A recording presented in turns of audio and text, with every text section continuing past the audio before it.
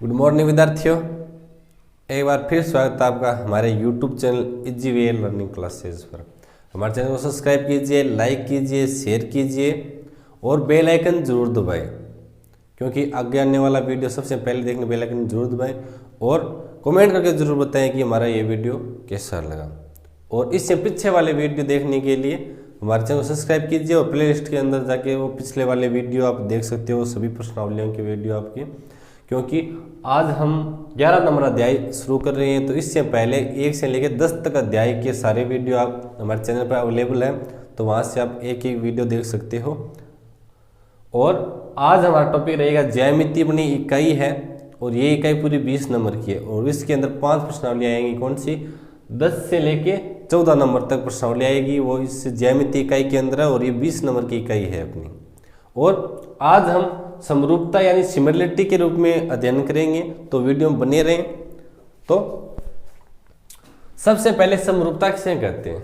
समरूपता क्या चीज़ है? या समरूप या समरूपता क्या होती है? समरूप, सम यानी समान, रूप यानी रूप, जिसका समान रूप है वो समरूप है। जैसे कोई अपना व्रत है यानी चूड़ी है, कांच की चूड़ियां जो महिलाएं हाथ के अंदर पहनती है चूड़ियां, वो एक आकार की होती है, यानी एक डब्बी के अंदर पूरी चूड़ियां एक जैसी होती है, एक ही आकार की चूड़ियां होती है। तो इससे हम कह सकते हैं कि वो सारी चूड़ियां समरूप है, यानी उनका आकार समान है तो समरूप है। और उसके बाद पिछली कक्षा में हमने एक पढ़ा था सर्वांग सम। क्या पढ़ा था? सर्वांग सम। सर्वांग सम क्या चीज होती है कि बिल्कुल ही फर्क न हो, हूबहू जैसा है उतना को उतना ही बड़ा, यानी एक चूड़ी दूसरी चूड़ी के जैसी है और उतनी आकार की है, तो उसको हम समरूपता बोल लेंगे, सर्वांग सम बोलेंगे, क्योंकि वह एक जैसी है, बिल्कुल भी अंतर नहीं है। और समरूप अलग चीज है, जैसे छोटा बड़ा हो सकता है लेकिन होना वैसा ही चाहिए। जैसे समरूप आकृतियों के बारे में हम पढ़ेंगे, तो कैसे पढ़ेंगे? देखो, समरूप आकृति या समरूप आकृतियां कौन कौन सी होती है? देखो, ये अपना एक वर्त है, ये एक वर्त है, ये वर्त है, ये वर्त है और ये वर्त है। तो ये सभी सर्वांग सम तो नहीं है। सर्वांग सम तो ये इतना बड़ा ये एक और बना दें, ये है इतना बड़ा एक हम और बना दें, ये लो, तब हम बोल सकते हैं कि भैया ये और ये अपना सर्वांग सम है। लेकिन हमें बहुत सारी आकृति दे रखी है, लेकिन है वैसी वर्ताकार है सभी आकृतियां। ये भी वर्ताकार है, ये भी वर्ताकार है, ये भी वर्ताकार है, ये भी वर्ताकार है और ये भी वर्ताकार है और ये भी वर्ताकार है। तो ये सारी आकृतियां है वर्ताकार, तो हम इन आकृतियों को क्या बोल सकते हैं कि ये समरूप वृत्त है, समरूप वृत्त है।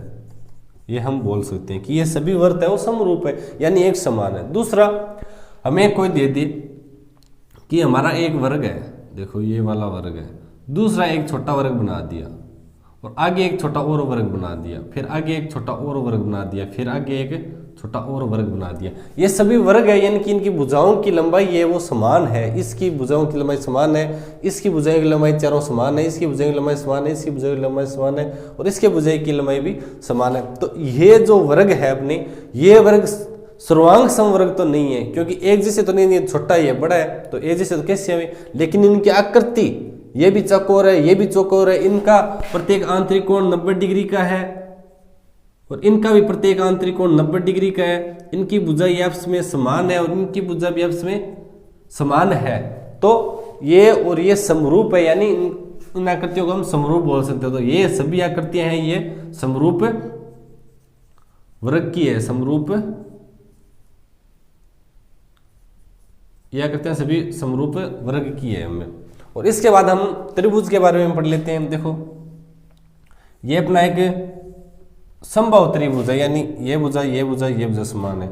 और एक त्रिभुज और बना दे, ये भी समबाहु त्रिभुज है, एक त्रिभुज और बना देते हैं, ये भी संभव है, और एक त्रिभुज और बनाते हैं, ये भी संभव है। कहने का मतलब ये भुजा भी बराबर है, इसकी भुजाएं भी बराबर है, इसकी तीनों भुजाएं बराबर है, इसकी तीनों भुजाएं बराबर है, इसकी तीनों भुजाएं बराबर है, इसकी भी तीनों भुजाएं बराबर है। तो इन त्रिभुजों को हम सर्वांग सम त्रिभुज तो नहीं बोल सकते। सर्वांग सम तो देखो ये वाला है और इसके बराबर एक और बना देते हैं, देखो, और यहाँ ऐसे कर दें, तब बोल सकते हैं कि भी इतनी है जितनी ये और इतनी है इतनी ये, और जो इतनी जितनी भी ये लंबी है उतनी लंबी ये, तो ये त्रिभुज और ये त्रिभुज सर्वांग सम है। और साथ में समरूप भी है। ये सभी त्रिभुज आपस में समरूप है, लेकिन सर्वांग सम सिर्फ ये दो त्रिभुज है, इनकी भुजाओं की लंबाई समान है। इसलिए आंतरिक कोण यहाँ 60 डिग्री का तो यहाँ भी 60 होना जरूरी है, यहाँ 50 है तो यहाँ 50 होना जरूरी है, यहाँ 30 है तो यहाँ 30 होना जरूरी है, ये होना जरूरी है, क्योंकि आंतरिक कोण सभी और सम्मुख भुजाएं यानी संगत भुजाओं का अनुपात भी बराबर होना चाहिए, तभी उसको हम क्या बोल सकते हैं, सर्वांग सम बोल सकते हैं। और समरूप, अपना समरूप तो ये भुजा और ये भुजा दोनों ए जितनी हो तभी चलेगी, और ये भुजा यदि 6 और ये 3 है, ये 6 ये 3 है, ये 6 और ये 3 है, तब ये दोनों समरूप है। समरूप यानी सभी भुजाएं इसकी समान है, इनका कुछ न कुछ अनुपात मिल रहा है सभी भुजाओं का। तो ये सभी आकृतियां हमने बनाई है, ये समरूप आकृतियां हैं। तो इन आकृतियों से आप समझेंगे। आगे और भी हम देखते हैं कि ये अपने हो गए समरूप त्रिभुज, समरूप त्रिभुज, ये अपने समरूप त्रिभुज।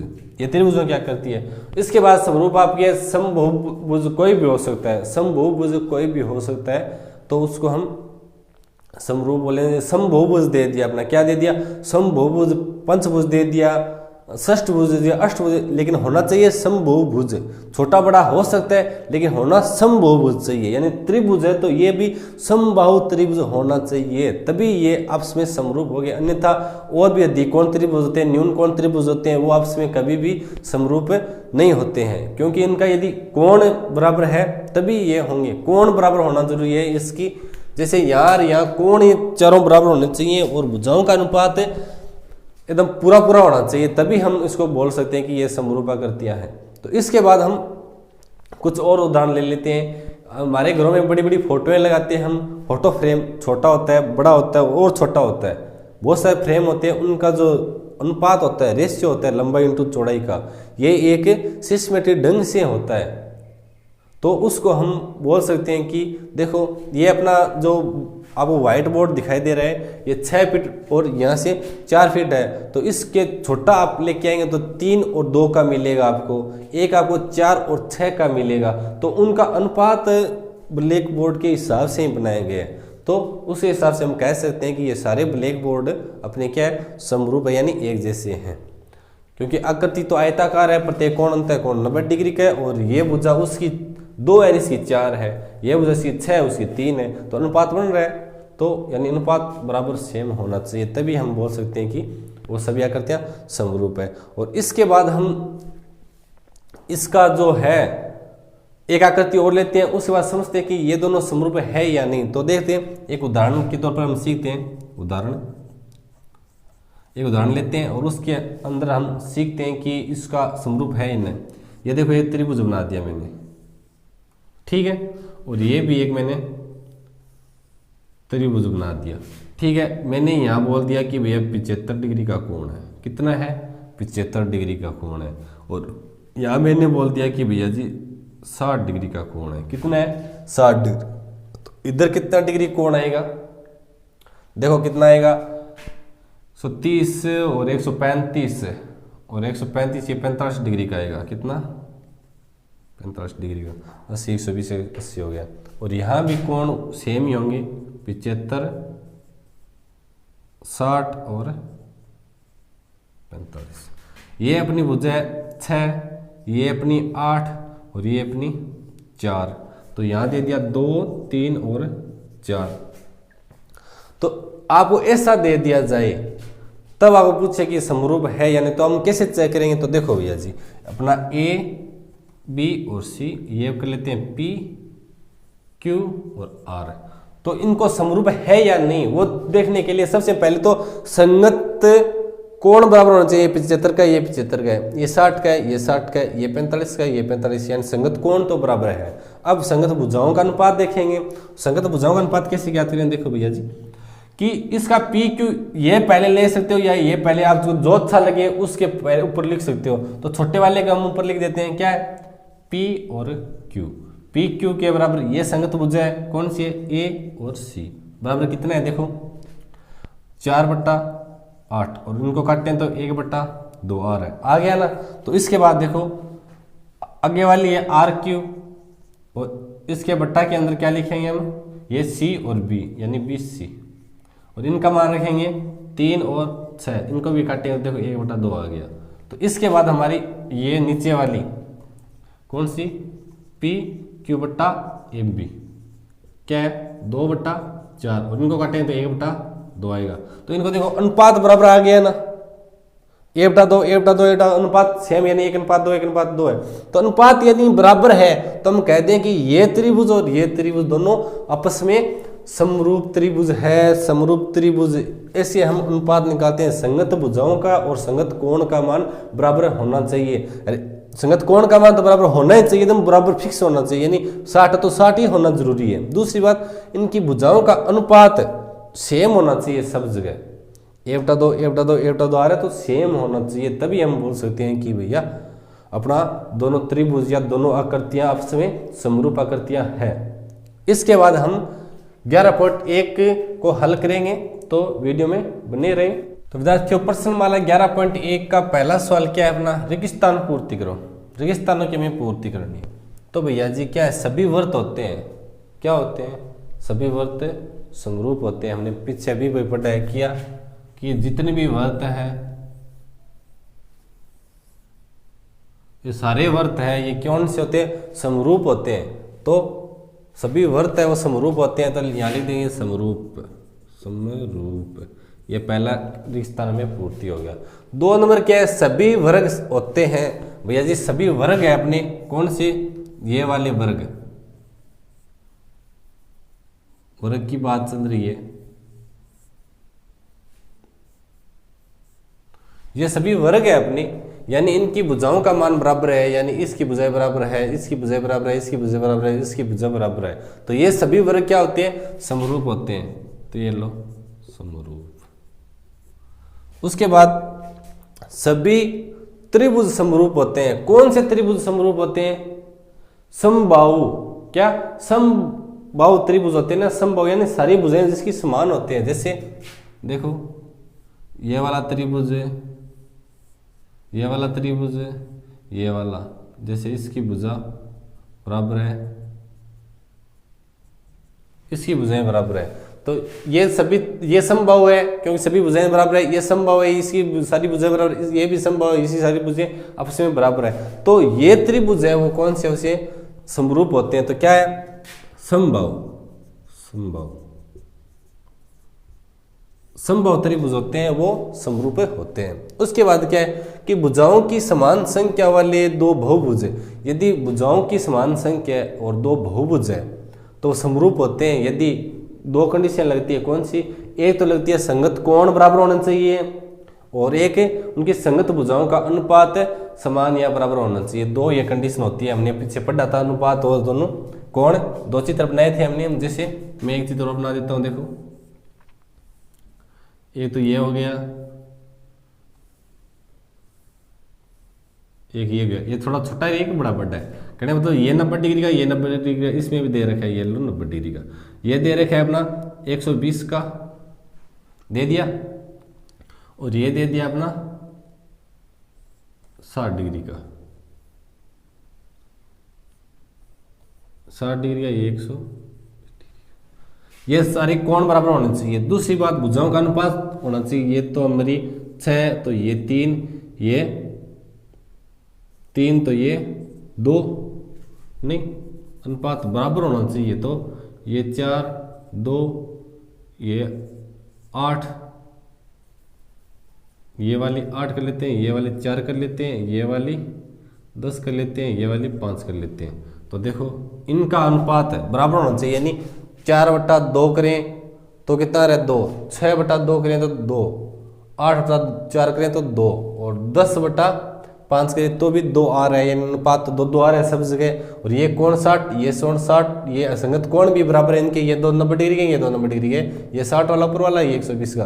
तो ये 2 आकृतियां हैं अपनी, कौन सी है, ये 2 आकृतियां में क्या पहला एक तो होना चाहिए कि उनके संगत कोण समान होने चाहिए, एक नंबर बात तो ये वाली है कि संगत कोण बराबर होना चाहिए। दूसरी बात है कि संगत संगत भुजाओं का अनुपात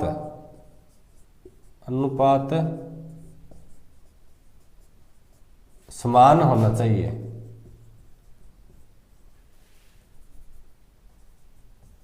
तभी दोनों वो क्या है, समरूप बहुभुज कहलाएंगे। तो ये तो हमारे हो गए पहला सवाल, और इसके बाद हम दूसरा और तीसरा सवाल हल करेंगे, तो वीडियो में बने रहें। तो विद्यार्थियों अपना 2 नंबर सवाल क्या है कि सत्य या असत्य बताइए, कि ये कथन दे रखे हैं, ये कथन सत्य या असत्य। तो सबसे पहला कथन क्या है अपना कि 2 सर्वांग सम आकृतियां समरूप होती है। सर्वांग सम मतलब लंबाई, चौड़ाई, कोण वगैरह सब एक जैसे हैं, बिल्कुल भी अंतर नहीं है। जैसे कि ये 2 आकृतियां हैं अपनी, या 90 डिग्री कोण है सभी, इसमें भी सारे कोण 90 डिग्री के हैं। ये भुजा 6 6 6 6 और ये वाली 6 6 6। तो ये देखो एक जैसी है, बिल्कुल भी अंतर नहीं है। किसी भुजाओं की लंबाई और इसके भुजाओं की लंबाई बराबर है, और प्रत्येक अंतरिक कोण दोनों के बराबर है। तो बराबर तो दोनों समरूप तो होंगे। समरूप होने के लिए प्रत्येक आंतरिक कोण बराबर होना चाहिए और संगत कोण बराबर होना चाहिए। संगत भुजाओं का अनुपात बराबर होना चाहिए। देखो 6/6 1 6/6 1 6/6 1 6/6 1, यानी अनुपात भी बराबर आ रहे हैं। तो ये कह देंगे भैया जी क्या है, सत्य है। 2 नंबर बात क्या बोल रही कि समरूप आकृतियां सर्वांग सम होती है। समरूप मतलब देखो एक ये लो, ये लो, ये है और ये 60 डिग्री, ये 60 डिग्री, ये 60 डिग्री, ये 60 डिग्री, ये 60 डिग्री, 60 डिग्री। तो देखो भुजाओं की लंबाई नहीं दे रखी है। भुजाएं लंबाई कैसे, इसकी 2 है, इसकी 4 है, इसकी 2 है, इसकी 4 है। तो बराबर नहीं है। देखो इसकी बराबर थोड़ी है, बराबर हो तो समरूप हो, तो बराबर तो है नहीं, लेकिन समरूप तो है दोनों। 2/4 कितने होते हैं, 1/2, 2/4 1/2, 2/4 1/2, यानी बराबर है। कोण भी आते हैं बराबर है। तो ये आकृतियां समरूप है, लेकिन समरूप कभी भी नहीं, सर्वांग सम कभी भी नहीं हो सकती। तो ये बात होगी है सत्य। 3 नंबर क्या है, 2 बहुभुज समरूप होते हैं यदि संगत भुजाएं समानुपाती हो। क्या बोल दिया कि 2 अपने बहुभुज है वो समरूप होते हैं यदि संगत भुजाओं समानुपाती हो। लेकिन क्या हमें कोण, संगत कोण भी बराबर चाहिए, तभी वो समरूप होगा, अन्यथा नहीं होगा। तो ये तो इन्होंने भुजाओं से थोड़ी होता है, भुजाओं से कुछ नहीं होता। देखो कैसे नहीं होगा, ये एक आकृति है और ये एक आकृति है, तो इसकी भुजा क्या है, ये 4 है, ये 2 है, ये 6 है, ये 3 है, ये 4 है, ये 2 है, और ये 5 है, ये 2.5 है। तो इनका अनुपात तो बराबर है, भुजाओं का अनुपात तो बराबर है, लेकिन कोण इसके देखो ये 90 का है, ये 90 का है, ये 60 का है, ये 120 का है, और इसके सारी 90 डिग्री के हैं सारे कोण। तो देखो सारे कोण बराबर नहीं है, लेकिन ये इसके अनुपात तो बराबर है। तो कैसे होगा, क्योंकि सभी संगत कोण भी बराबर होने जरूरी है, तभी वह समरूप होता है। तो ये बात भी अपनी असत्य होती है, केवल भुजाओं से कुछ नहीं होता, भुजाओं के अनुपात से कुछ नहीं होता, संगत कोण भी बराबर होने जरूरी है। उसके बाद देखो 2 बहुभुज समरूप होते हैं यदि संगत भुजाएं समानुपाती, तो संगत कोण बराबर है। ये लो, यह बात आ भी गई कि संगत कोण और संगत भुजाओं का अनुपात और संगत कोण बराबर है। तो ये बात अपनी सत्य होगी, क्योंकि हमने यहाँ प्रूव किया था। ठीक है, ये सत्य होगी, ये लो सत्य, और ये अपनी असत्य थी पहली। इसके बाद लास्ट क्या दे रखे कि 2 बहुभुज समरूप होते हैं यदि उनके संगत कोण बराबर हो। केवल संगत कोणों से कुछ नहीं होता, संगत भुजाओं के अनुपात भी बराबर होने चाहिए, तभी होगा। तो ये बात भी असत्य होगी। और इसके बाद हम 11.2 का 3 नंबर सवाल हल करेंगे, और उसके बाद 11.2 भी हल करेंगे। और 11.2 की हमारी प्रमेय है 2-3, एक थेल्स प्रमेय। तो इस बार एग्जाम की तुलना में बहुत महत्वपूर्ण है, तो उस वह प्रमेय आ सकती है इस बार एग्जाम के, थेल्स प्रमेय। तो वीडियो में बने रहें, और वीडियो पसंद आए तो लाइक शेयर जरूर कीजिए अपने दोस्तों के साथ। तो विद्यार्थी अपना 3 नंबर सवाल क्या है कि समरूप आकृतियों के कोई 2 उदाहरण आकृति बनाकर दीजिए। यानी आकृति बनाकर हमें 2 उदाहरण बताने हैं कि समरूप आकृतियां ये होती है। तो 1 नंबर उदाहरण हम क्या देते हैं, समबाहु त्रिभुज, त्रिभुज बनाकर देते हैं। कौन सा, देखो एक त्रिभुज तो ये है अपना और एक त्रिभुज ये अपना। तो इसकी भुजा क्या है, 3 3 3 है, इसकी 9 9 9 है। इसका प्रत्येक आंतरिक कोण आपको पता है समबाहु त्रिभुज के अंदर 60 डिग्री का होता है, 60 डिग्री का होता है।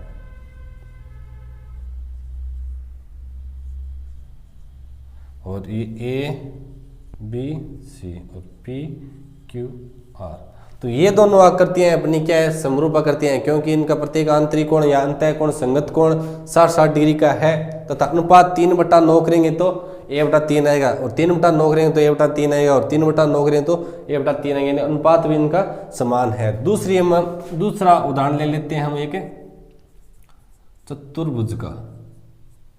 क्या लेते हैं, चतुर्भुज का। चतुर्भुज एक उदाहरण ले लेते हैं। तो देखो अपना ये है एक और ये छोटा बना लेते हैं कि प्रत्येक आंतरिक कोण 90 डिग्री का है,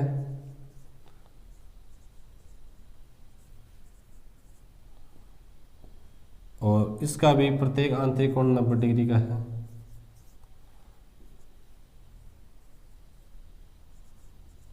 ठीक है, और इसकी सारी भुजाएं, ऊपर वाली तो 8 8 है, ये वाली 6 6, तो ये अपनी 4 4 है और ये अपनी 3 3 है।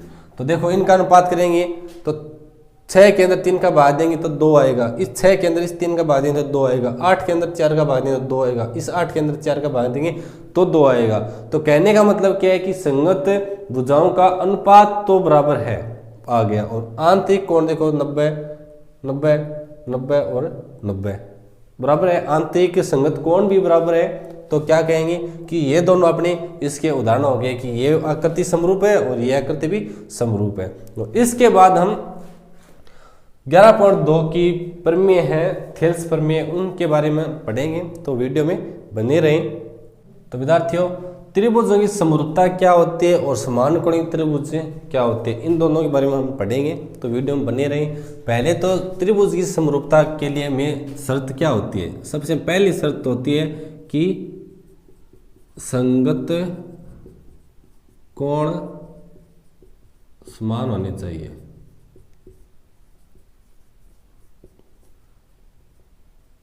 पहली शर्त तो अपनी ये है। और दूसरी शर्त कौन सी है कि संगत भुजाओं का अनुपात समान होना चाहिए। ये दो नियम लागू हो तभी त्रिभुज समरूप हो सकते हैं, त्रिभुज समरूपता होती है, वही त्रिभुज समरूपता होती है। तो देखो भैया जी, हम 2 त्रिभुज बनाते हैं और देखते हैं उनके है यानी उनके बारे में हम समझते हैं। तो देखो हमारा एक त्रिभुज तो ये है और एक त्रिभुज अपना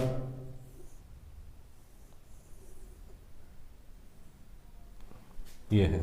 तो देखो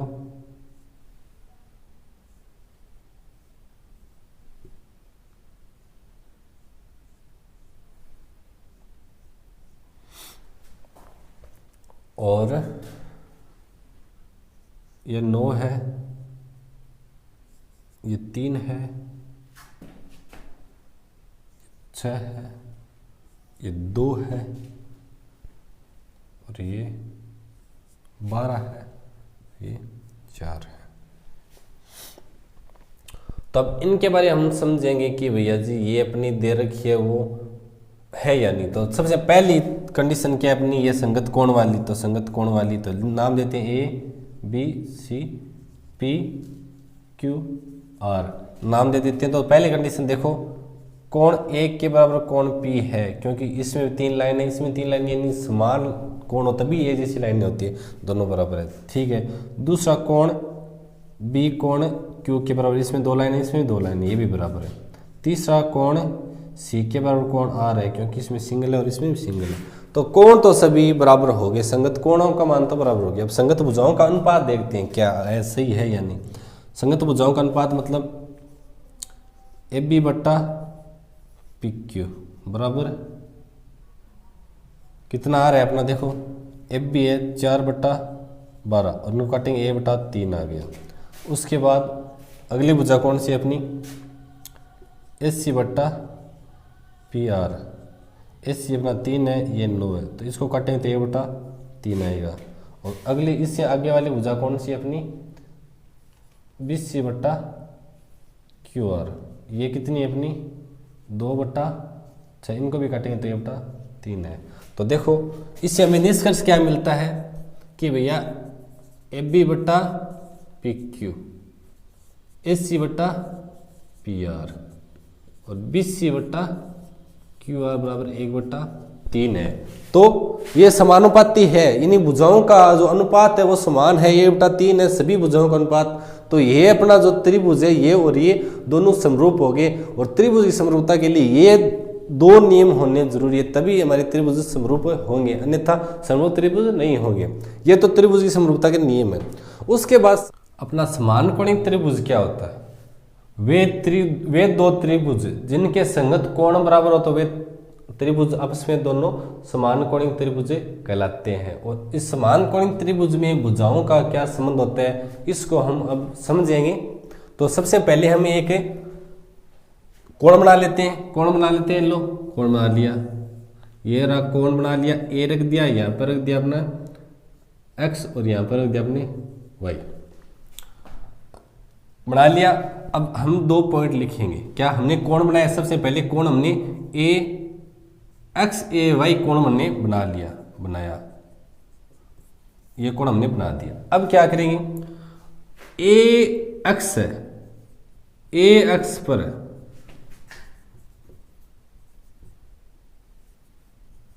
समान दूरी पर कुछ बिंदु लेंगे। कहने का मतलब क्या है कि ए और एक्स है, इस पर समान दूरी पर, यानी एक एक इकाई पर हमने कोई बिंदु ले लिए, एक एक इकाई पर लेना है, समान उनकी जो बीच की दूरी है वो समान होनी चाहिए। तो अब देखो, यानी ये भी 1 इकाई 2 इकाई 3 4 5 6, यानी समान इकाई पर हमने कोई बिंदु ले लिया, ठीक है। और उसके बाद देखो यहाँ ऊपर का पॉइंट लिखेंगे तो क्या लेंगे, देखो हमने ले लिया ऊपर का भी पॉइंट ले लिया, तो यहाँ कोई बिंदु लिख देते हैं, क्या लिख देते हैं, इनके ऊपर लिख देते हैं भैया जी कि P Q R S T और यू, हमने यहाँ बिंदु लिख दिया। उसके बाद हम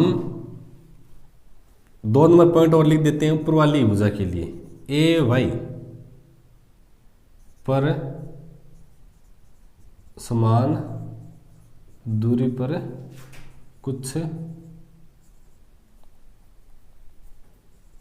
कुछ बिंदु लेने पर,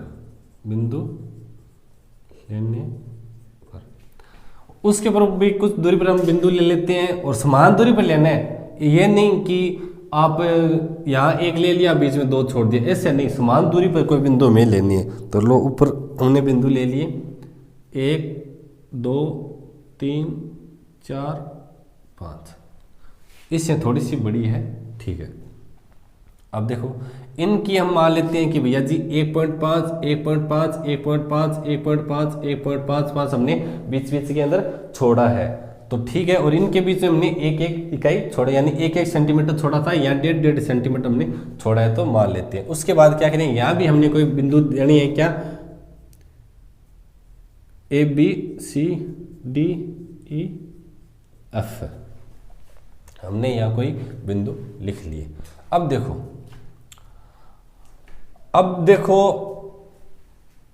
ये तो हमने इतना तो कर लिया। अब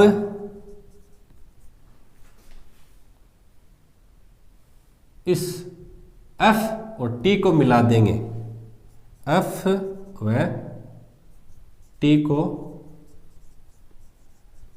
मिलाने पर एफ टी को मिला देंगे, लो ये लो एफ और टी को हमने मिला दिया। तो एफ टी को मिलाने पर क्या बना है, इस प्रकार, इस प्रकार त्रिभुज ए एफ टी का निर्माण हो गया भैया जी, निर्माण हुआ। ये लो ए एफ टी हमारे त्रिभुज का निर्माण हो गया। अब क्या करेंगे भैया जी, एफ टी भुजा की एक समांतर भुजा खींचेंगे। क्या खींचेंगे, एक समांतर रेखा आर से होती हुई खींच देंगे। तो ठीक है, तो एफ टी भुजा के समांतर एक भुजा आर से डी तक खींचेंगे। ले लो, इस आर से इस डी तक एक इस भुजा के समांतर एक हमने रेखा खींच दी है। लो, एक और रेखा खींच दी हमने। अब क्या है, अब इस नीचे वाली भुजा के अंदर और ऊपर वाली भुजा के अंदर क्या क्या संबंध है वो देखें। देखो यहाँ 1 इकाई 2 इकाई 3 इकाई, तो यहाँ से यहाँ तक कितना था अपना 3 इकाई, और यहाँ से यहाँ तक 1 और 2 इकाई है। ऊपर देखेंगे तो देखो यहाँ से यहाँ तक कितना 1 2 3 यानी 1.5 था, तो 15 थी 45, तो ये हो गया 4.5, कितना हो गया 4.5 हो गया। अब यहाँ देखो 1.5 हो गया, यहाँ हो गया अपना 3 हो गया, क्योंकि उसकी उन दोनों के बीच की लंबाई 3 हो गई, ये 4.5 हो गई, ये अपनी 3 हो गई, ये अपनी 2 हो गई। तो अब इसके हिसाब से हम नीचे वाली रेखा का संबंध देखेंगे, ऊपर वाली रेखा का संबंध देखेंगे, फिर देखें क्या होता है। तो हमारी ए वाई पर क्या है कि ए डी के बराबर है 4.5 और डी एफ के बराबर है 3। तो इनका यदि हम अनुपात निकालें, इसलिए ए डी बट्टा डी एफ करें तो 4.5/3। तो इनको हम काटते हैं तो क्या आएगा, देखो भैया जी, तो ऊपर वाला पॉइंट हटाएंगे तो नीचे हमें एक शून्य लगाना पड़ेगा, क्या 45/30 हमें करना पड़ेगा। और इनको हम काटेंगे तो क्या आएगा, देखो 15 का 15 दूनी 30 तिया 45 और 15 दूनी 30, ये आ गया अपना। तो ये अपनी समीकरण नंबर 1 दे देते हैं इसको। और उसके बाद अपनी रेखा है 2 नंबर, कौन सी रेखा, ए एक्स पर हम नापेंगे तो ए आर बराबर क्या है, ए आर बराबर है 3 और आर टी बराबर है 2।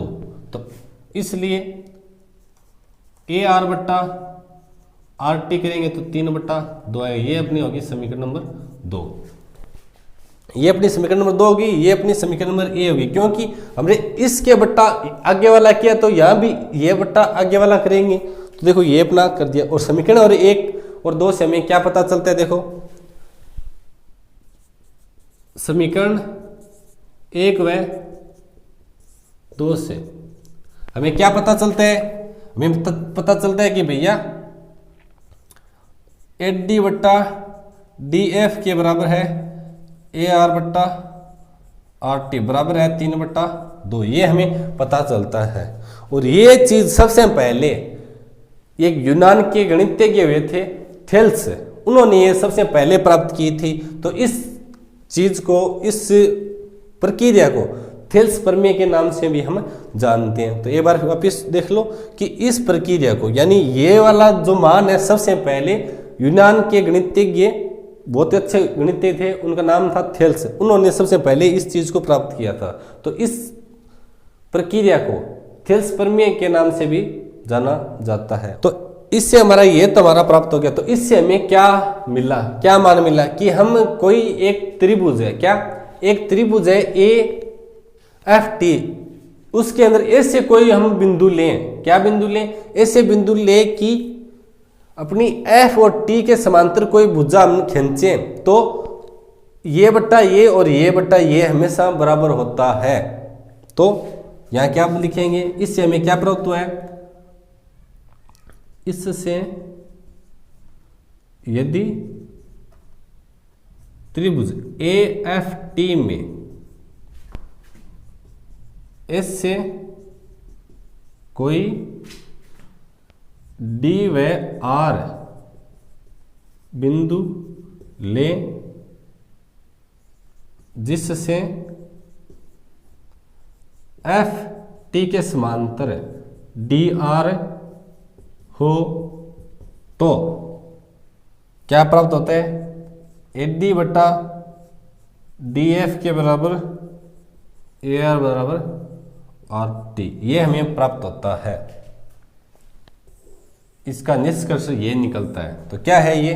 यदि कोई त्रिभुज है अपना ए एफ टी और इसमें से कोई बिंदु डी और आर लें जिससे क्या एफ टी के समांतर डी आर हो जाए, एफ टी के समांतर डी आर हो तो ए डी बटा डी एफ बराबर ए आर बटा आर टी, यानी ए डी बटा डी एफ और ए आर बटा आर टी हमेशा बराबर होते हैं, यानी उनका अनुपात समानुपात होता है। और ये सबसे पहले यूनान के एक प्रसिद्ध वैज्ञानिक हुए थे थेल्स, तो उन्होंने सबसे पहले इस चीज को प्राप्त किया था। तो इस चीज को यानी इस प्रक्रिया को थेल्स प्रमेय के भी नाम से भी हम जानते हैं। और इसके बाद हम थेल्स प्रमेय का विलोम और थेल्स प्रमेय क्या होती है तो उसके बारे में हम अध्ययन करेंगे। तो वीडियो में बने रहें और वीडियो पसंद है तो लाइक शेयर जरूर कीजिए अपने दोस्तों के साथ और कमेंट करके जरूर बताएं कि ये वीडियो आपको कैसा लगा। तो विद्यार्थी अपनी एक नंबर प्रमेय क्या है? आधारभूत प्रमेय, अनुपाती प्रमेय बोलते हैं इसको या थेल्स प्रमेय बोलते हैं, क्योंकि ये सबसे पहले थेल्स नाम के यूनानी गणितज्ञ ने प्राप्त करी थी, तो इसलिए इसको थेल्स प्रमेय भी उसके वैज्ञानिक के नाम पे भी हम जानते हैं। उसके बाद हमें प्रमेय किया, देखो किसी त्रिभुज की एक भुजा के समांतर खींची गई एक रेखा, किसी भी त्रिभुज की एक भुजा, जो भी हमें भुजा दे रखी है उस भुजा के समांतर यदि हम एक समांतर उसकी रेखा या खींच दे तो वह रेखा त्रिभुज की दो शेष भुजाओं को काटेगी। सीधी सी बात है, उसके हमारा एक त्रिभुज है उसके अंदर हम भुजा खींचे तो काटेगी। तो भुजाओं का प्रतिशत करें तो ये दोनों भुजाओं को समान अनुपात में विभाजित करती है, ये हमें देखना कि करती है या नहीं करती। तो हम सबसे पहले चित्र बना लेते हैं, उसके बाद हम समझते हैं। तो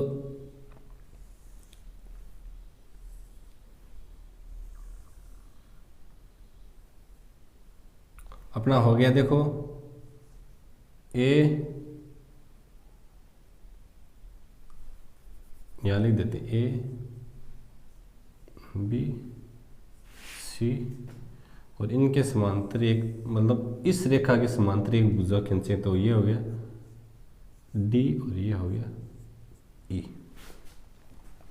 तो ऐसा एक त्रिभुज है कि एक त्रिभुज की भुजाओं, एक भुजा यानी इस भुजा बीसी भुजा के समांतर हमने एक भुजा खींच दी है, ये खींची गई एक रेखा, ये रेखा है डी ई। त्रिभुज की शेष दो भुजाओं, ये भुजा और ये भुजा शेष भुजा है, तो इन भुजाओं को ये आपस में काटेगी, दोनों को, इसको डी पर काटा है, इसको ई पर काटा है, इतना हमें पता है। उसके बाद हम देखते हैं क्या कुछ हमें कुछ मिलता है या नहीं मिलता है। तो सबसे पहले दिया हुआ क्या है, हमें दिया हुआ क्या है वो लिखेंगे हम। सबसे पहले हमारा त्रिभुज है ए बी सी, एक त्रिभुज है दे दिया, और इस त्रिभुज के अंदर बी सी के समांतर डी ई एक भुजा खींची गई है, समांतर खींची गई है, सीधी सी बात है। और डी ई, ये डी और ई एफ बी व इसी को डी व ए पर काटती है, ठीक है। ए बी को डी पर काटती है, ए बी को और ए सी को ई पर काटती है, ये हमने लिख दिया, इतना हमें दे रखा है। इसके अलावा तो हमें कुछ दे रखा है नहीं। तो इसके बाद हम क्या करेंगे, सिद्ध करना क्या है। सबसे पहले ये लो सिद्ध करना लिख देते हैं, सिद्ध करना क्या है कि दोनों भुजाओं को समान अनुपात में विभाजित करती है, दोनों भुजाओं को समान अनुपात में विभाजित करती है। तो क्या है कि बी डी बट्टा डी ए बराबर ई सी बट्टा ई ए। तो ये हमें सिद्ध करना है कि ये बट्टा ये और ये बट्टा ये हमें सिद्ध करना है। तो अब कुछ रचना भी करनी पड़ेगी, क्योंकि सीधा तो हमें कुछ पता चलता नहीं है, तो कुछ रचना कर लेते हैं। तो ये रचना भी हमें लिखनी पड़ेगी। ये लो रचना। रचना क्या क्या करेंगे? सबसे पहले भैया जी इस ई से यहाँ लम डाल देते हैं और डी से यहाँ लम डाल देते हैं। ये लो 90 डिग्री का, और ये यहाँ से डाल दिया 90 डिग्री का, दोनों जगह लम डाल दिए हमने। और क्या करेंगे भैया, इस ई को बी से मिला लेंगे और इस डी को सी से मिला लेंगे। इस प्रकार हमारा एक निर्माण हो जाएगा। और क्या करेंगे भैया जी, यहाँ पर क्या लिखेंगे हमें, ई और यहाँ लिख देंगे एफ। ठीक है, हमने यहाँ ये लिख दिया। और इस प्रकार हमारा एक पूरा आकृति बन गई। तो यहाँ रचना के अंदर क्या लिखेंगे कि ई या एफ और यहाँ पे जी, क्योंकि ई तो लिख दिया ना। तो ई एफ लंब ए बी के ऊपर और डी जी लंब एस सी के ऊपर खींच दिया। उसके बाद हमने क्या मिला, बी ई व डी सी को मिला। इतनी हमने रचना की इस त्रिभुज में, तो ये रचना लिख दी। इसके बाद हमें उपपत्ति करनी है कि ये प्राप्त करेंगे। तो उपपत्ति करेंगे तो हमें क्या करेंगे, देखो भैया जी, सबसे पहले ए डी ई त्रिभुज की बात करते हैं। उसके बाद हम बी डी ई त्रिभुज की बात करते हैं, यानी इस साइड वाले। उसके बाद इस साइड वाले दो त्रिभुज की बात करेंगे तो हमें मान अपने आप ही मिल जाएंगे। तो उसमें ज़्यादा भागदौड़ हमें करनी नहीं है। तो चलो हम कर लेते हैं, इसको हल कर लेते हैं। सबसे पहले क्या करेंगे कि त्रिभुज ए डी ई में, इस त्रिभुज के अंदर क्या करेंगे, त्रिभुज ए डी ई का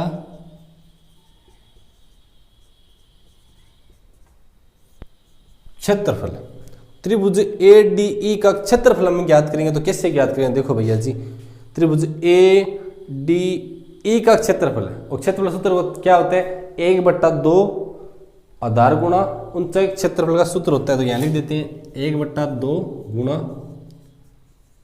आधार गुणा ऊंचाई। ये त्रिभुज का क्षेत्रफल का सूत्र है। तो भैया जी सबसे पहले 1/2 हमने लिख दिया, ये लो। और आधार जिस पे लंब डाला होता है ना, ये वाला आधार होता है ना, एडी आधार हो गया, ये लो एडी। ऊंचाई जो ये लंब वाली होना, ई और एफ क्या होती है, ई एफ, ये अपनी इस त्रिभुज की ऊंचाई है। ठीक है, उसके बाद ये तो हमारा आ गया। और उसके बाद हम आगे वाला त्रिभुज है, इसकी बात कर लेते हैं। कौन सा, बी डी ई में। और इस त्रिभुज का क्षेत्रफल ज्ञात करेंगे तो क्या आएगा, देखो त्रिभुज बी डी ई का क्षेत्रफल, इसका क्षेत्रफल हम ज्ञात करेंगे तो हमें क्या प्राप्त होगा, देखो भैया जी 1/2 तो है ही, और इसका आधार अपना ये हो गया, क्योंकि इस पे लंब डाला हुआ है। देखो तो ये आधार हो गया, तो आधार हो गया अपना बी डी गुणा और ई और एफ, ये इसका ऊंचाई होगी। जो लंब है देखो, ये तो अपना आधार हो गया, और आधार को आगे बढ़ा के यहां से लंब डालना है, ये इसकी ऊंचाई होती है। तो ये दोनों हो गए। और इन दोनों से हमें क्या प्राप्त होता है वो हम देखते हैं। क्या प्राप्त होगा, देखो इन दोनों से हमें प्राप्त होगा, इसलिए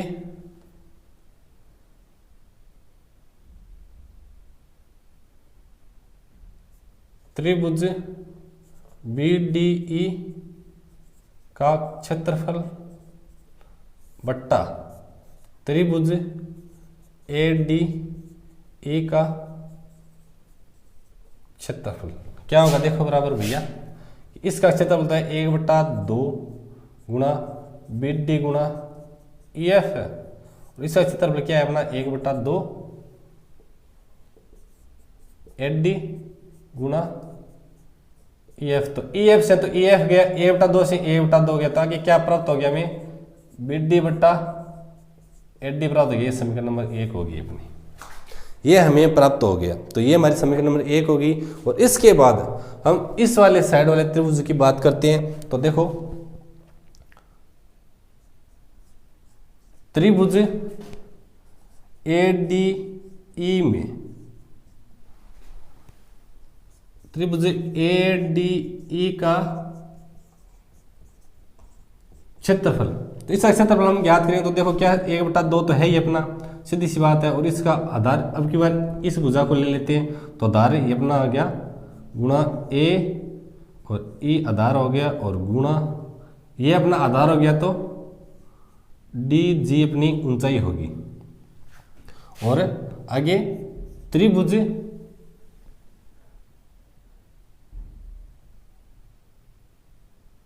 सी ई डी का क्षेत्रफल, ये सी डी ई का क्षेत्रफल, तो 1/2 गुणा आधार तो है अपना ई सी, और ऊंचाई क्या है डी और जी। तो देखो इन दोनों से हमें क्या पता है, इन दोनों का अनुपात हम निकालेंगे। तो देखो क्या आएगा, इसलिए त्रिभुज सी डी ई का क्षेत्रफल बट्टा त्रिभुज ए डी ई का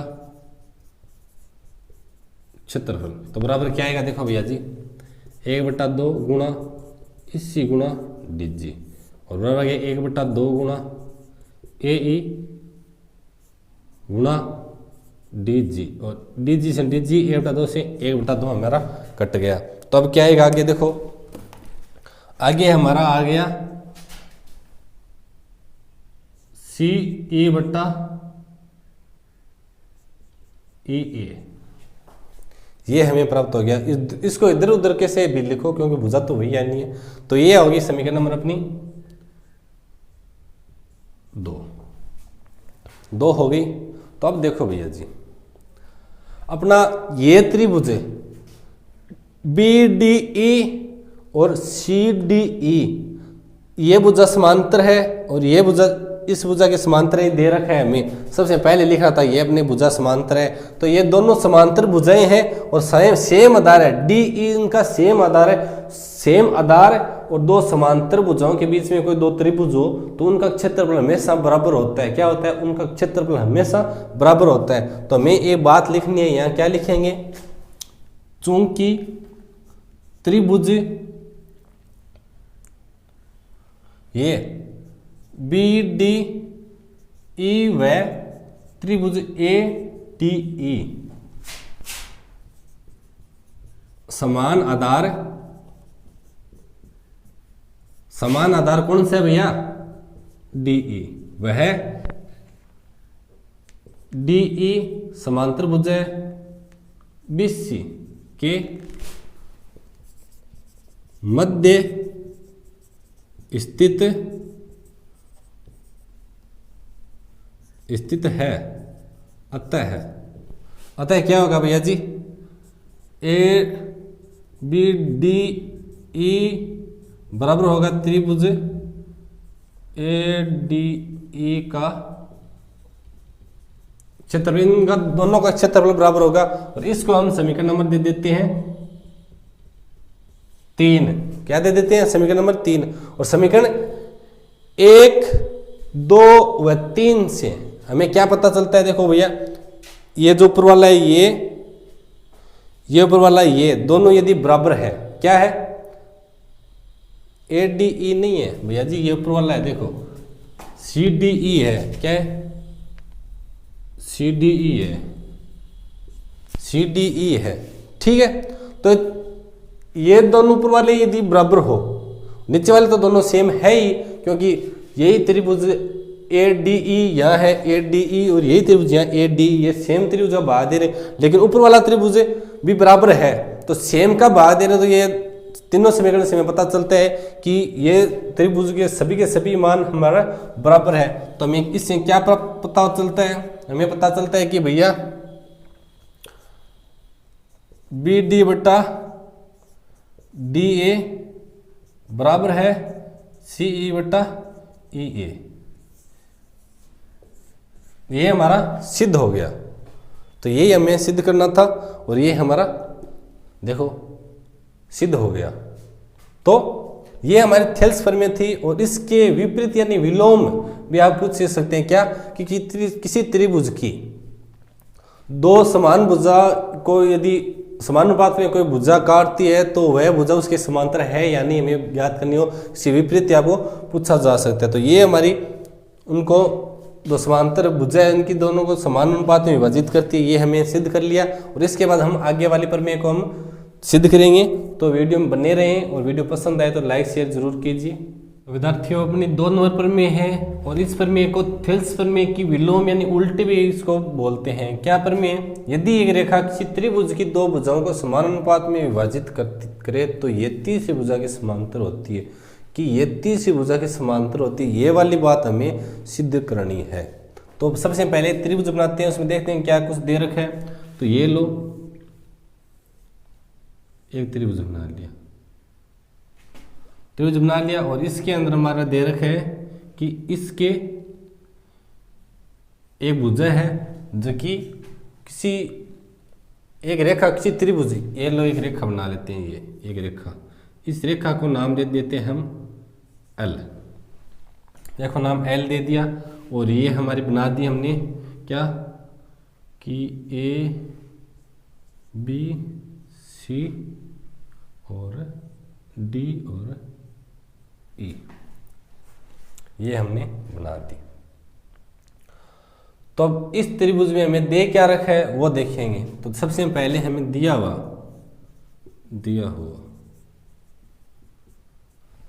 क्या है, हमें दे रखा है कि भैया एक त्रिभुज है ए बी सी और इस त्रिभुज में एल रेखा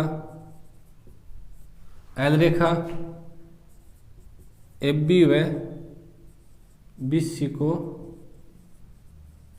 समान अनुपात में विभाजित करती है, विभाजित करती है। तो क्या हमें प्राप्त होता है? देखो भैया जी, हमें प्राप्त होता है कि ए डी बट्टा डिब्बी और ए बट्टा इसी। तो कहने का मतलब क्या है हमारा कि ए डी बट्टा ये और इस बटा ये हमें दे रखा है कि उसका समान अनुपात में विभाजित करती है। तो ये हमें दे रखा है। उसके बाद सिद्ध करना क्या है, हमें सिद्ध करना है कि डी ई समांतर है बी सी के, ये हमें सिद्ध करना है। तो उसकी उपपत्ति कर लेते हैं। उपपत्ति में क्या करेंगे, ये हमें समांतर है तो माना डी ई समांतर बी सी नहीं है, कि ये समांतर नहीं है, तथा मानना कि बी सी के समांतर कोई अन्य रेखा, ये अन्य रेखा मान लेते हैं भैया, ये यहाँ लिख देते हैं एफ, तो डी एफ है। अतः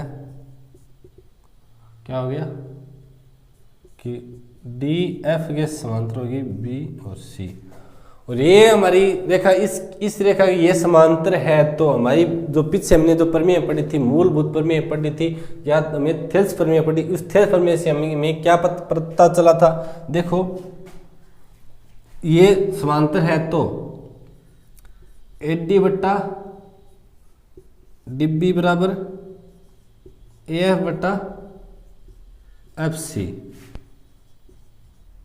थिल्स प्रमेय या मूलभूत प्रमेय से। आधारभूत या मूलभूत जो प्रमेय थी या थिल्स प्रमेय थी उसके हिसाब से यदि ये समांतर हो तो ये वाला सिचुएशन होता है। तो ये होगी हमारी समीकरण नंबर 1 ले लेते हैं, ठीक है। और इसके हिसाब से हमें ये दिया हुआ है, क्या दिया हुआ है कि AD बट्टा DB के समांतर में दे रखा है AE बट्टा EC। ये होगी समीकरण नंबर 2, ये हमें दिया है। तो ये दो चीज हमें दे रखी है। तो समीकरण 1 व 2 से, ये हमारे समीकरण 2 है, क्या समीकरण 1 व 2 से। तो 80 बटा ये सेम है तो क्या हो जाएगा अपना A बटा FC बराबर AE बटा EC। ये हमारा बराबर हो गया। अब इसके दोनों पक्ष हमें एक एक जोड़ देंगे। क्या कर देंगे, एक एक जोड़ेंगे तो हमें क्या प्राप्त होगा, देखो AF बटा FC प्लस 1 और AE बटा EC प्लस 1। यदि हम जोड़ेंगे तो हमें क्या प्राप्त होगा, ये FC हमारा नीचे आ जाएगा, ये लो FC हमारा नीचे आ गया, ऊपर AF प्लस FC बराबर, और ये वाला क्या होगा देखो AE प्लस EC बट्टा EC। तो इससे हमें क्या पता चलता है, देखो AF plus FC, AF plus FC तो टोटल AC हो गया, ये लो AC बट्टा FC बराबर, और AE प्लस EC तो ये भी AC हो गया अपना A और C बट्टा FC। तो देखो EC ऊपर, तो देखो AC से AC हमरा कट गया तो क्या आएगा, देखो तो 1 बट्टा FC और 1 बट्टा EC आएगा। तो इसके हिसाब से हमारा आगे क्या आएगा कि FC के बराबर EC, क्या है FC के बराबर EC, FC के बराबर EC कब होगा, जब E और F एक ही जगह होंगे तभी ये होगा। तो क्या लिखेंगे, अतः यह तभी संभव है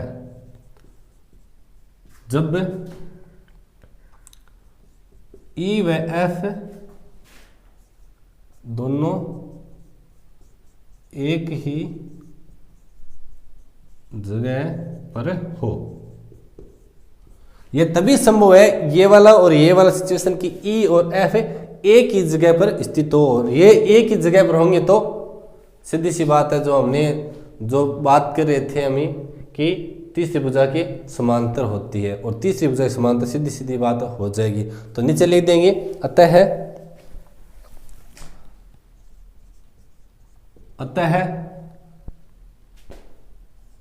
DE के समांतर है BC, और आगे लिख देंगे तीसरी दम।